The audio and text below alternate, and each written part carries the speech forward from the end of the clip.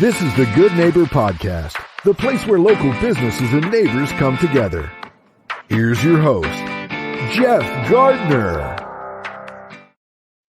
Welcome to the Good Neighbor Podcast. Today we have another good neighbor on, Scott Fitch with Fitch Paintings. Scott, how are you today, man? Welcome to the show. I'm doing well, Jeff. Thank you so much for having me here. It's really great. Yeah, we've been watching your rise for a little while, man. We've been seeing your social media feed. You align very much with what we're trying to do out there. And it just seems like you're a guy doing good work and trying to help people. So we had to reach out, and actually you've been nominated. Everybody gets nominated on the show organically. So people want to hear from you. So let's get right into it. Tell us about your business. Yeah, so we are painters. We are interior residential repaint painters. So that means we paint inside. We don't do exterior painting. It means we do residential, which means we don't really do commercial or industrial or new construction or much renovation construction. And so we're interior residential, and then they say repaint painters because we're really painting inside people's homes for their own enjoyment or because they're buying or selling. And that's pretty much it. So basically, is there a most common job, or will you just paint anything inside the house?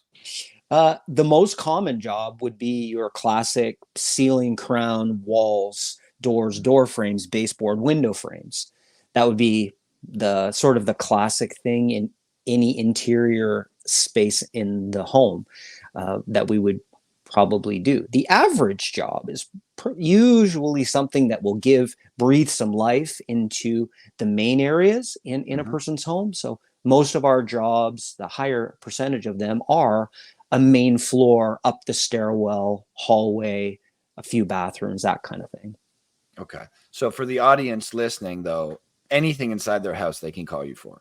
They can pretty much call anything. Once you're a client, you can ask for some special requests. So an example of that would be a client who wanted to paint a 50-year-old curio cabinet from wood to black, where I had to sort of get inside the cabinet and, do sort of a yoga contortionist thing. And there was mirrors that we couldn't take out. So I was also in a hall of mirrors looking at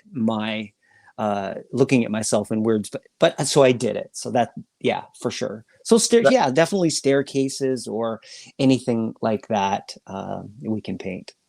That must have been an interesting experience. One of the things that I love about entrepreneurship is no matter which walk of life, you're probably going to find yourself in very unique experiences, no matter how long you've been doing it. But looking at yourself in a hall of mirrors, downward dog painting, that's quite a skill, man. Good for you.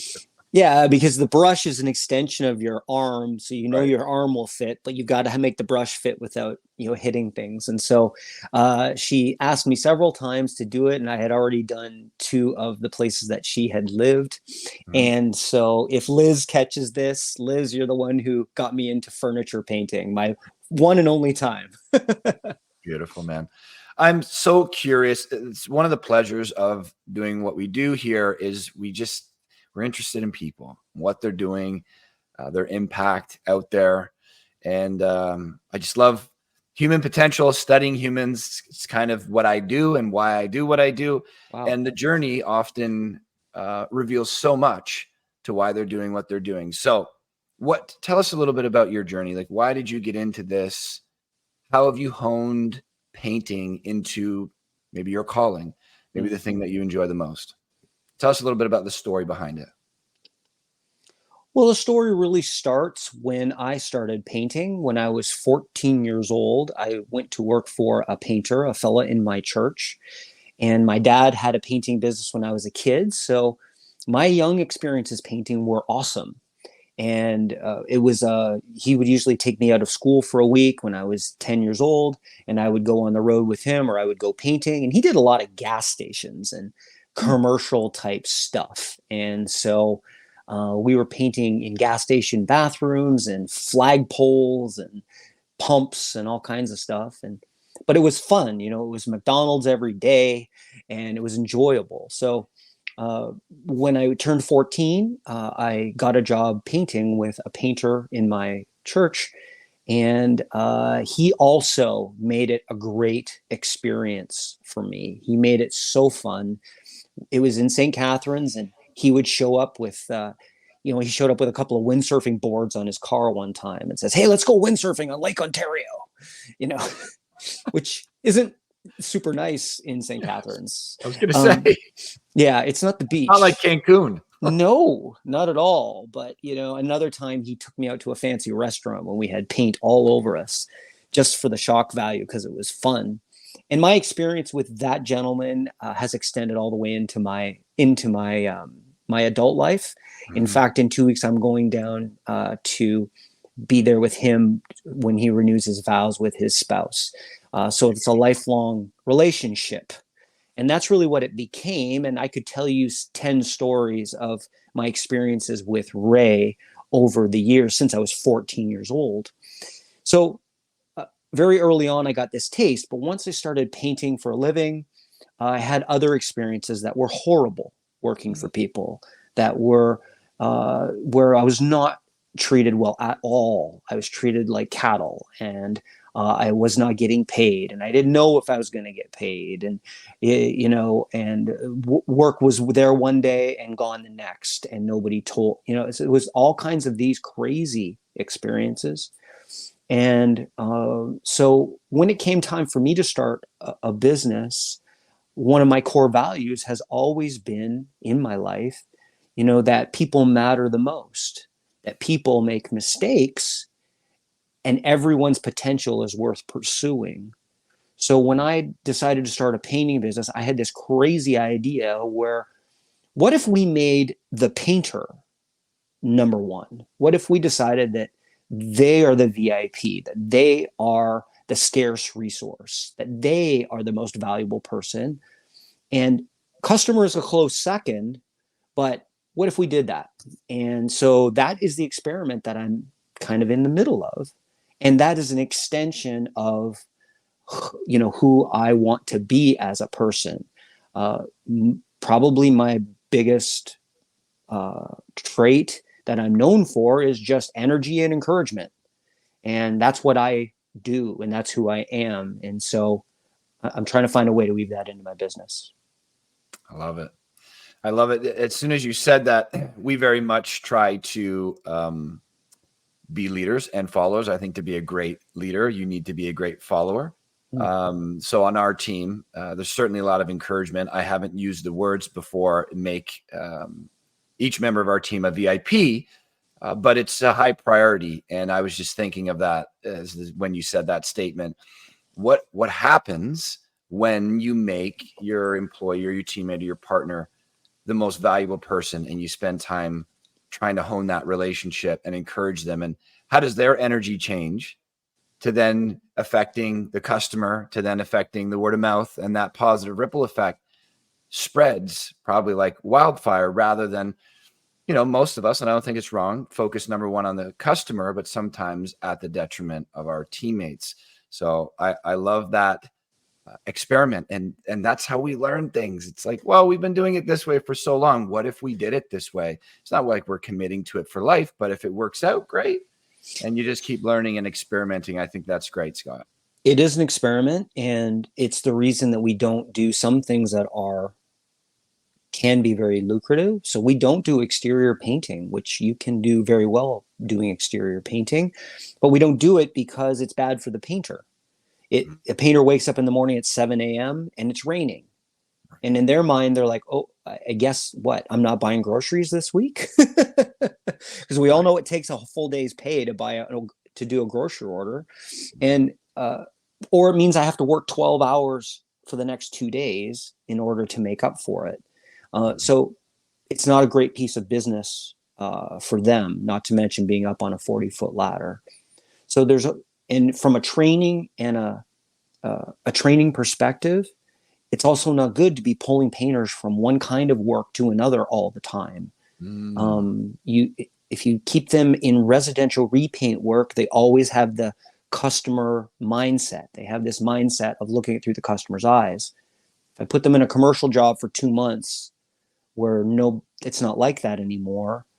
Mhm. You lose that skill. And also, if I wanted to train somebody from having no talent, I need to have them being in a similar environment every single day, so that they can build one building block of learning on the other. So there's a whole bunch of reasons, and they're not for me financially. They're more to, rather than using my people to build the company, I'm trying to use my company to build the people. Awesome. That's the takeaway right there. Using my company to build the people. There's a great book called The One Thing, and he really just goes into an entire book about how valuable it is to get good at one thing. And although we're talking about honing a skill, like you're repainting, do it over and over and over and over again. You just listed 4 or 5 different things as to why that's beneficial to trying to build skills in multiple different settings. Mm-hmm. This is what professional athletes do, professional musicians, gymnasts, all types of people, scientists. Whereas when I first became a business owner, I wanted my hand in every pot. And what that did for me was it raised the stress level. I didn't really get good at any of those things. And it wasn't until I came across a mentor, kind of like your mentor. Did you say his name was Ray? Mm-hmm. Yeah. Ray. In my early 20s, that she just said, cut 9 out of 11 of those things, get good at these 2, and you'll find your way through that, and you'll impact so much more people by becoming, moving towards some sort of excellence at one thing. I was speaking recently with a person about Facebook, doing Facebook marketing, and he was really worried about helping me run ads, because he was worried that how far I had niched down, how I only do residential repaint work. My main customers between the age of 45 and 65, and he's like, I don't know if I can handle having that kind of a small group of people. And my response to that is that it's a big group of people, but they're my people. And those people are the ones that are going to be attracted to me, and the other ones will be repelled by me, or they'll come to me, and guess what I'll do? I will refer them to another fantastic painting company here in Barrie that I know and I have a relationship with, because I'm a fan of painters and good companies. So I can send them to Chris, or I can send them to Sam, or I can send them to Sandra, or I can send them to Barb. And if they're not my type of business, and still get that person help. Yeah, I agree. And we agree. Our whole business is based on what you just said. It's this idea of like when we go to have like a client meeting, we say, who's the main person you're trying to solve a problem for? Because that's what we need to know. What's the point of your business? It's to solve problems for who? And I'll help everybody. Well, I don't know that that's the greatest plan with your products. Like, you're willing to help everybody, but a part of that may be referring them out to other great people.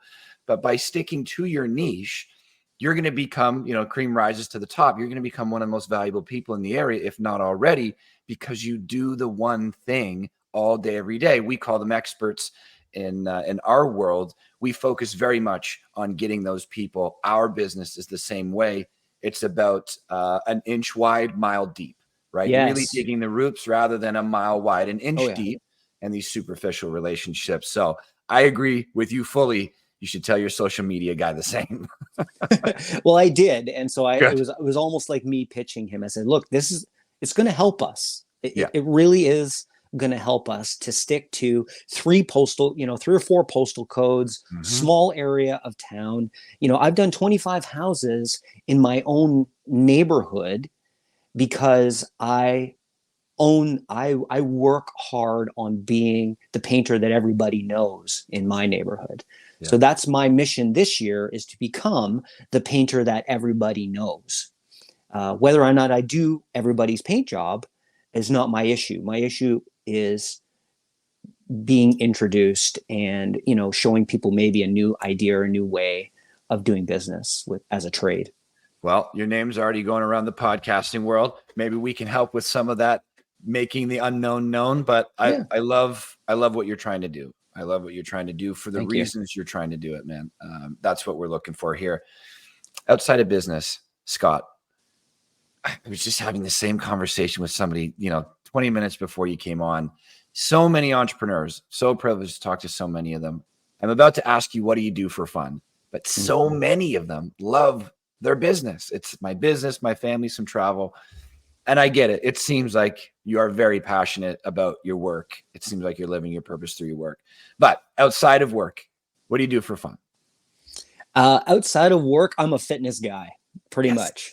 Me too. So I'm a gym rat, but I'm also a member of a team, a group of 10 guys, and I have 2 coaches actually, and we check in with each other every single day on a whole bunch of things. Not just did we get our workout and our diet, but on evening routines and morning routines, and how we act in our relationships and how we process problems.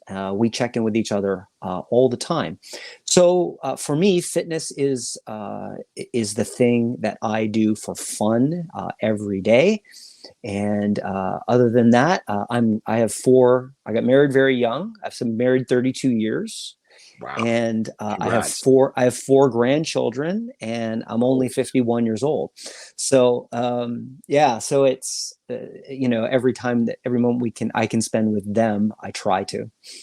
Oh man, I would not have pegged you at 51. Now, I've been in the fitness world for a very long time, and as I think you know as well as I do, it's hard to guess age when people are in the fitness world for a long time because they don't seem to age that well. I have 51 in my head, what it looks like, and it doesn't look like you, man.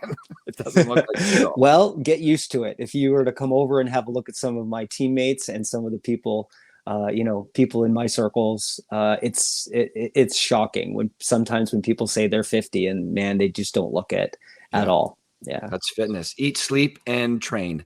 Those 3 pillars for life can, oh man, did they ever have an impact on quality, aging, longevity, the whole thing? Yeah. And me personally, just 2 years ago, I was 260 pounds. So, what a transformation. So it was a big transformation. I actually won a contest with my group, and they're making $1,000 donation to Barrie Families Unite on my behalf because of winning that transformation contest. And I think, like you said, it becomes a pillar, it becomes a trunk, it becomes an anchor where no matter what happens in my life, I remember that I did something that I thought was impossible. And so I actually did this one thing in my life that I actually felt like it was impossible. And I got through that. And so it drives me to face other challenges and take other risks and try other things and maybe believe in things that I can't see yet.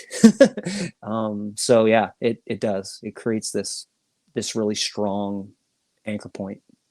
There's no question about it. My clients at the facility I was telling you about before the show on the weekend, Cornerstone of Recovery.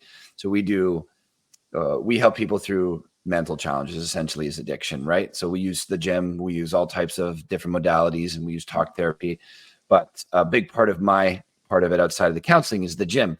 And I let people know that, yeah, we're working on your body in here. Like that's the actual activity that we're doing, but we're honing your spirit, your mind. This is making you much more resilient for things out there because you're voluntarily dosing pain in here, which makes you more resilient to pain. It also shows you how capable you are because gym done right, I think, should have a certain level of pain and suffering. I think there's quite a benefit to that. So kudos to you, man. Can I ask you how much weight you lost? Because you don't look anywhere near 260. Yeah. So I went from 260. I did go all the way down to 175. And so I hovered about at 185 now. So you're talking about a 75-pound, weight loss, more, into sort of a deep cut. But I gained that back pretty quick, to be honest. But it is nice being pretty lean for that little time. But you're right. The body doesn't like being there for too long. No, it didn't. I would have to fight. It would be fun. I've always said it would be fun to see what it would be like to lose 100 pounds. It'd be fun to be able to say I lost 100 pounds and be 160. I'm interested in what I could do with my body at 160. But I don't know. We'll see if I go on that journey or not. I'd be interested to see it. Outside of the fun part, this is one of my favorite conversations, and I feel like you're a guy that would be very comfortable sharing this kind of stuff. The context I like to provide a little bit is if you watch the news, you're probably going to get a huge dose of negative, and it may be even skewed the negative a little bit more salacious, get a little bit more of a reaction. And if you go on social media, seems to be in many cases the opposite end of the spectrum, like perfection. Let's polish up everything. Let's edit everything. Let's paint ourselves up to put this image out there of even better than that experience may have been. And so we have both ends of the spectrum, and especially on social media, some people could go on there, and this probably happens. People look at it and they're like, I just don't resonate. My life isn't perfect. Everywhere I go, it's a better vacation, beautiful cars, models, this kind of stuff. Where's the real people? And I find more and more these days, people are just looking to meet and listen to real people. And so that's what we try to do here. We certainly try to stay on the optimistic level, not negative for no reason.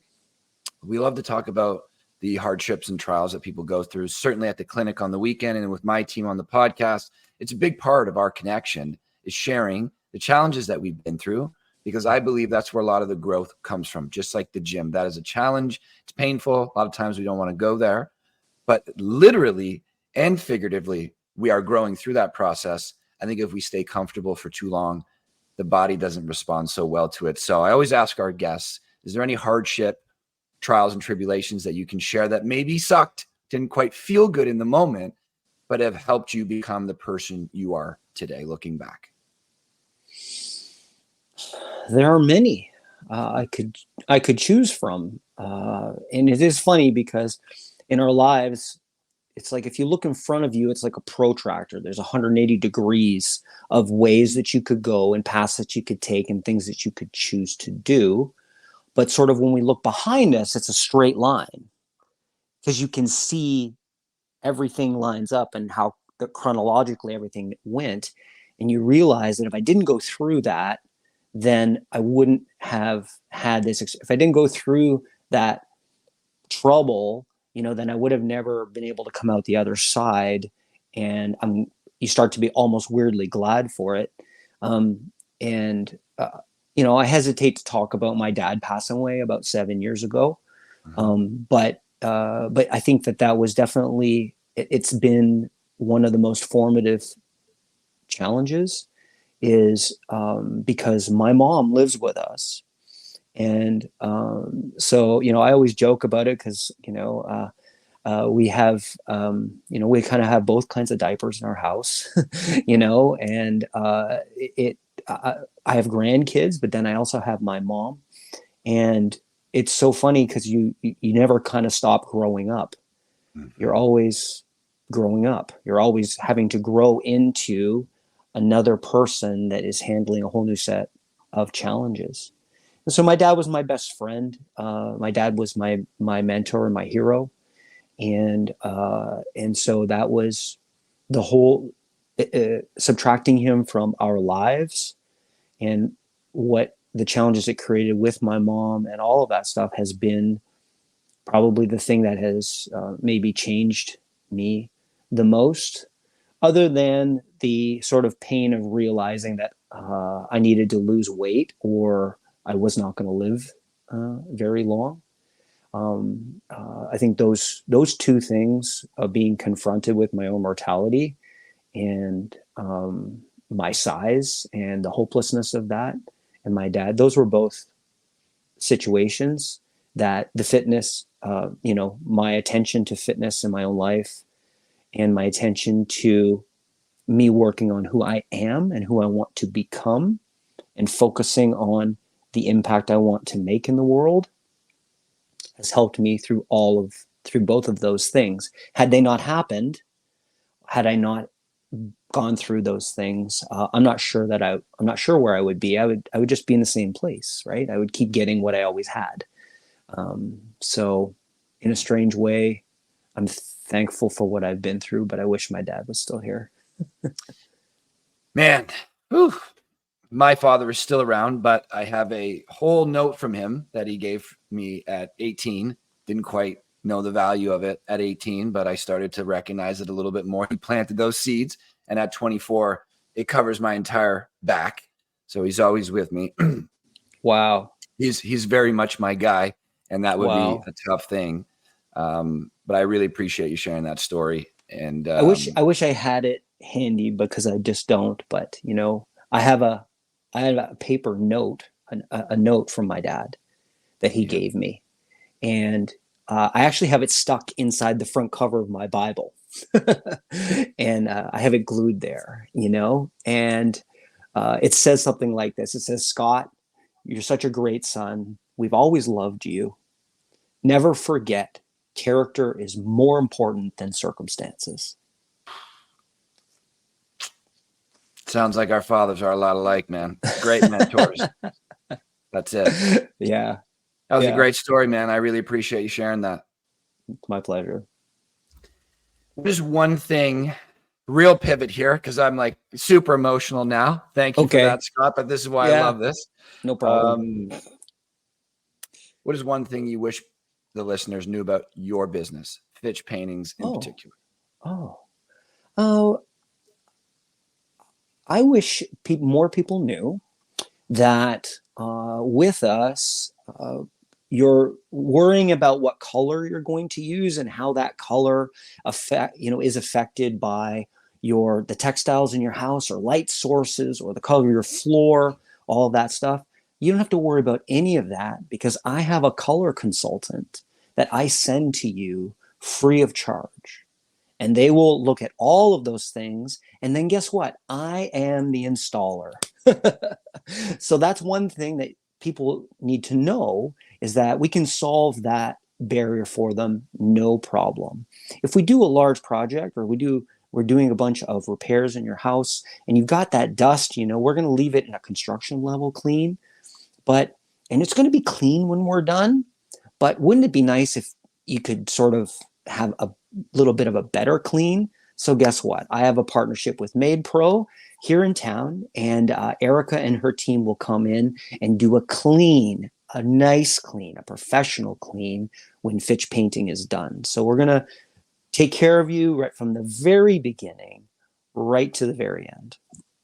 Yeah. Beautiful. Made Pro, also a client of ours. They do great work. I love how you offer 2 free services that I don't know all painting companies would do. So just to reiterate, somebody hires you, they get a color consultant. So this person is an expert at matching colors and making a beautiful experience for the inside of the home.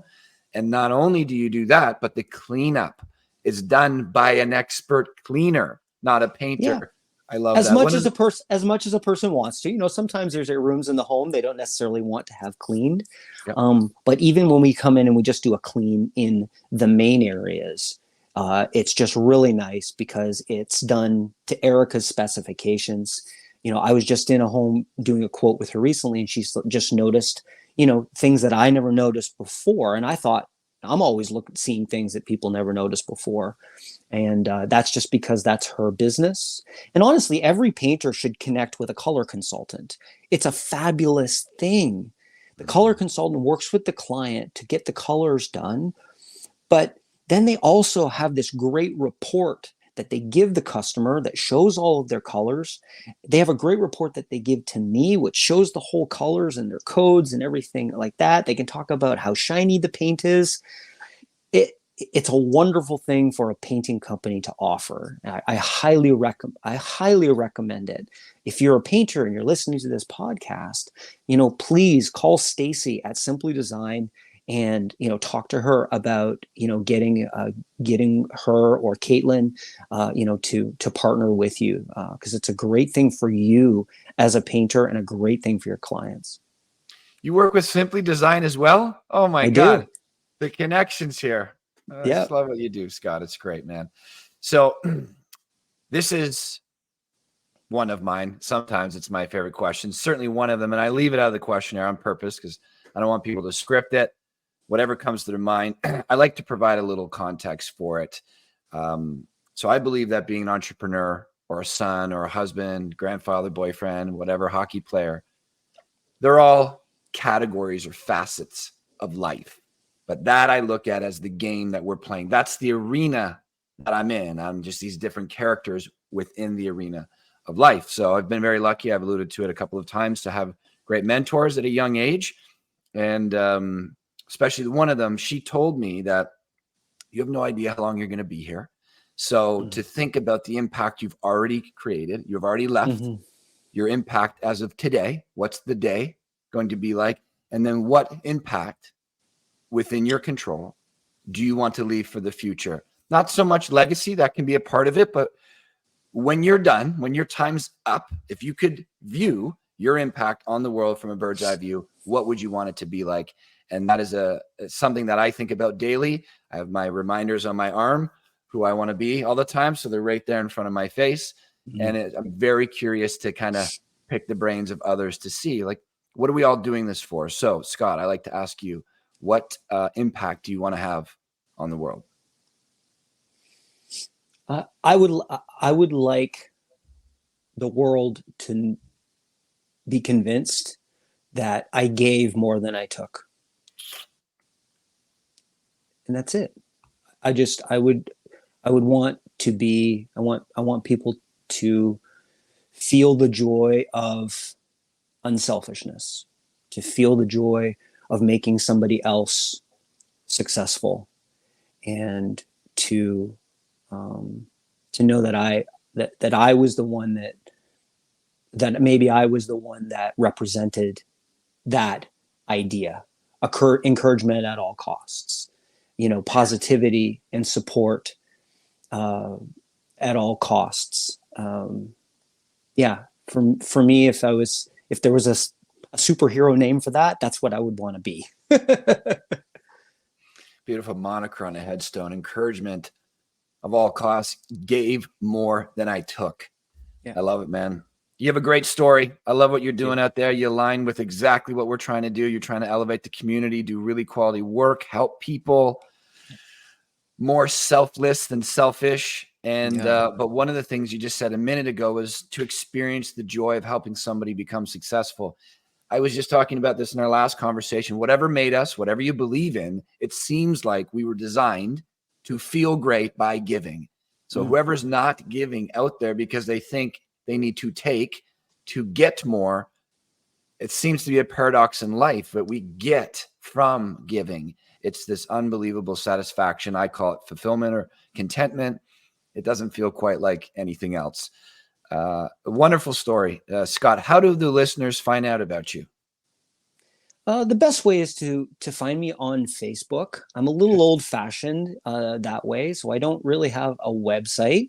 So I have an email address that says fitchpainting.com, but that'll just bounce you right over to Facebook. If you find me on Facebook, then you can see all of the comments that people have made about our work and about their experience with us. Facebook is the best way to reach out to me. If you do find me on Instagram, that's fine. But honestly, on Instagram, I'm trying to do a little bit of this, except more for painters. So on Instagram, I mutually follow about 4,500 painters worldwide. And so my mission there, and my intention there was more to be an encouragement in my painting community. And so that's what Instagram is more about. So if you're interested in painting, having painting done, or talking to somebody else about us, Facebook is the place to go. Yeah, well said. Also, if you guys want a dose of positive vibes on a almost seems like daily basis, I watch a number of Scott's posts on Facebook. Learned a couple of things about painting myself, but seriously, and all kidding aside, there have been a number of moments where I've had a stressful day and for whatever reason found myself going through Facebook, and there you are, showing your coffee and your fitness routine or some work that you're doing at somebody's house. You always have a very jovial demeanor about it, and it uplifted my moment. So you just you injected a little joy into my day. Wow. So painting and a little joy, go see Scott on Facebook. Love it. It was a pleasure talking to you today, man. I'm really happy to have you on the show. As I've said a couple of times, it's really been great seeing what you're doing, giving back so much to the community. Thanks for coming on. It's been my pleasure, Jeff. Thank you. Absolutely. Thank you for listening to the Good Neighbor Podcast, Midhurst. To nominate your favorite local businesses to be featured on the show, go to gnpmidhurst.com. That's gnpmidhurst.com or call 705-413-3775.